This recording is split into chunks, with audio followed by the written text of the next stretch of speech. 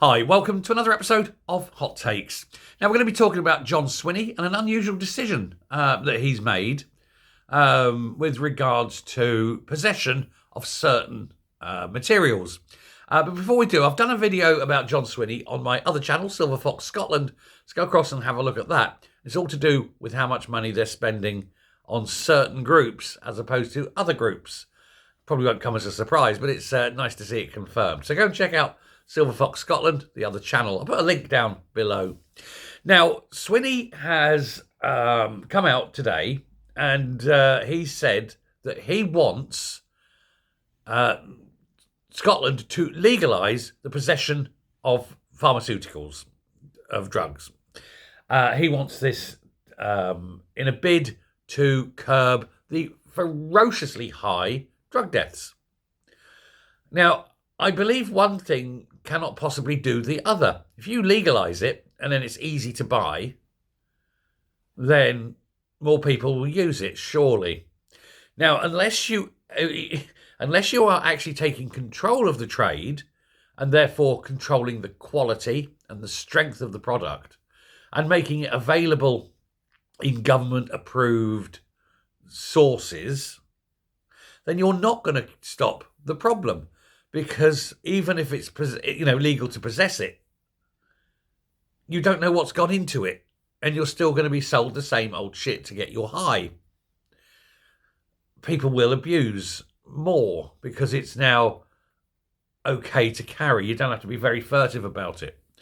It's very, very weird. The thing is, if you did legalise it fully and have, registered, licensable suppliers on the high street, as it were, then that would end a lot of the crime that goes with it, because nobody's going to go to the bother of smuggling it in if it's available in Boots or, corner shop pharmacies, things like that. You can just walk in and go, oh, yes, I'll have cough mixture, some plasters, and about 4 grams of the white stuff, please. Then you go home and Merry Christmas. These are the things you can do. Now, that would end the smuggling. It would end a lot of the organised crime around it, for example. And if you were controlling it, then yes, it would save lives. But for what he's saying, simply, I would just decriminalise them. Just, you can carry it in whatever. Police aren't going to bother you. Won't save a single life.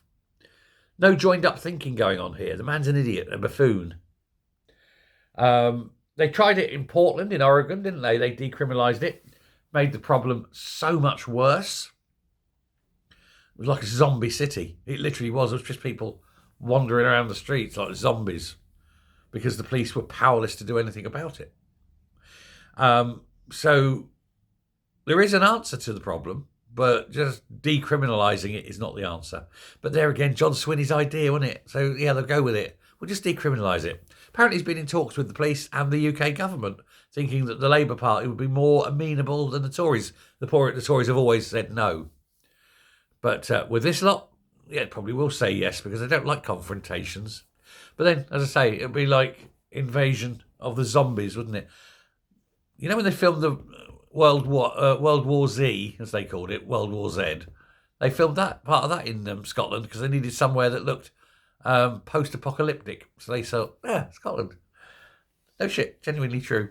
So there we go. Scotland will be World War Z all over again. All these slow zombies munching down the street, off their heads, or off their heads, as my good friend would say. And there you go. What do you think? Legalise it or decriminalise it, whichever you want on that one?